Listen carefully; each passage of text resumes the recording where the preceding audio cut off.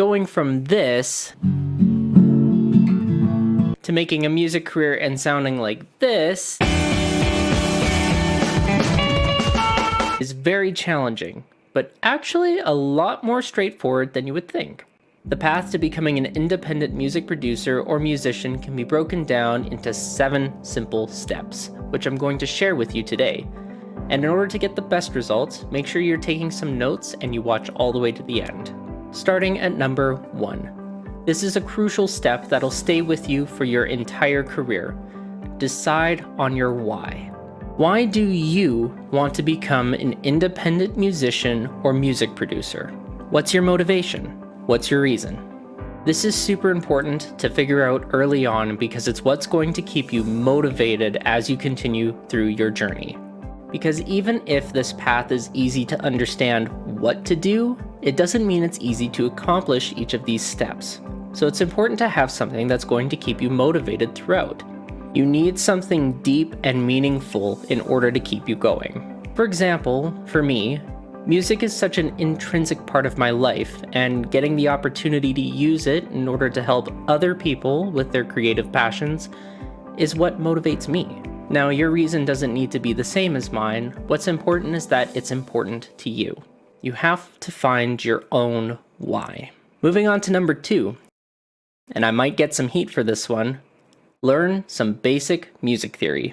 Some of you might think that this step isn't super necessary, because there have been a ton of great musicians who have gone through their whole career without learning music theory even once.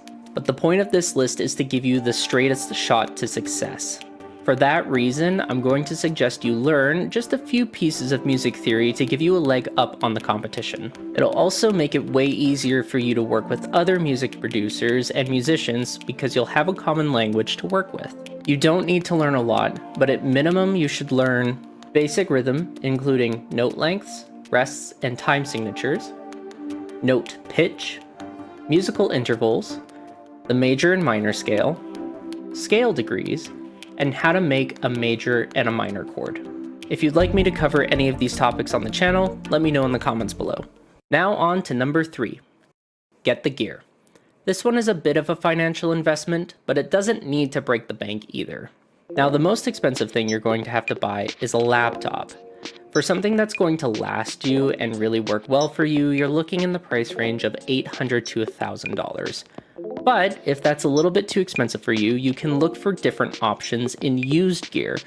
This can vary widely in price, just make sure you're double checking the equipment before you buy it.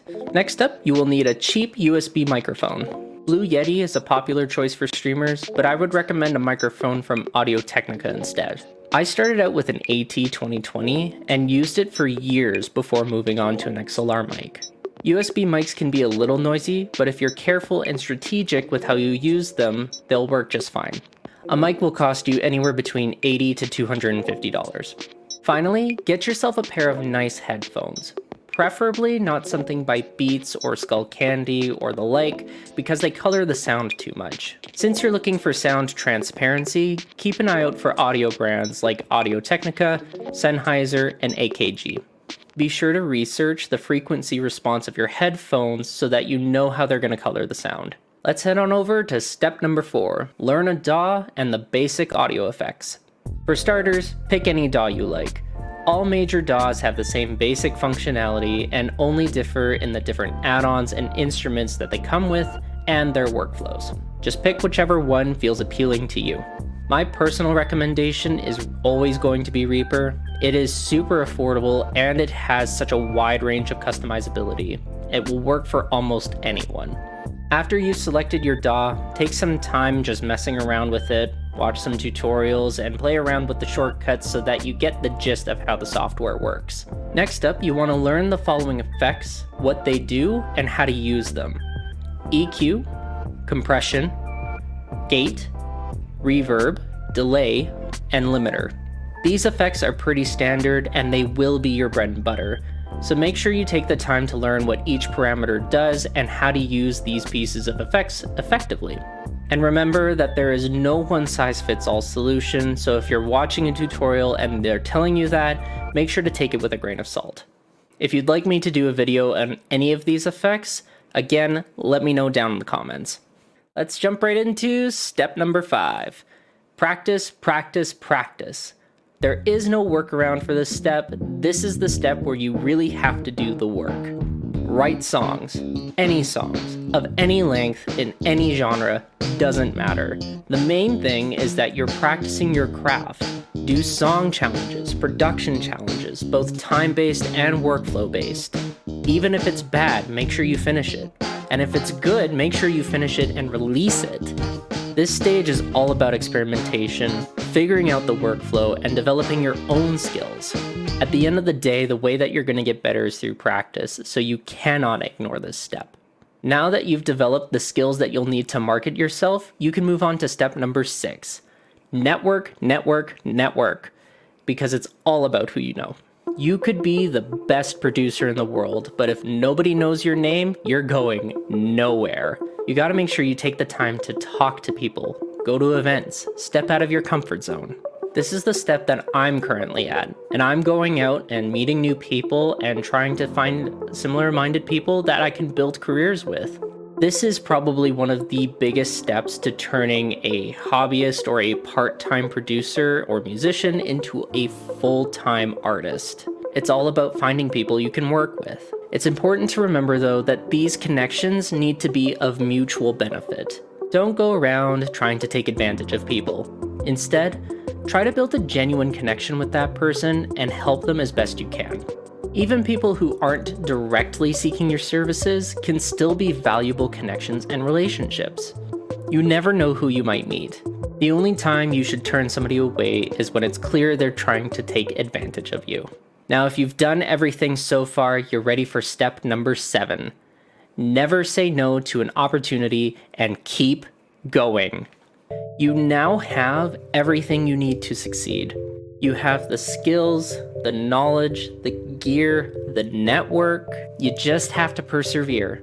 Say yes to any opportunity that comes your way, as long as it's not sketchy or compromising your morals. This is the step that's the hardest, because at this point we feel as though we should have made it, and sometimes you just haven't. These things take time. Be patient and give yourself that grace to take your time getting there. Just don't give up when the going gets tough. Push forward. It may take time, but you will eventually find success. And actually, I have a bonus tip for those of you who are extra keen.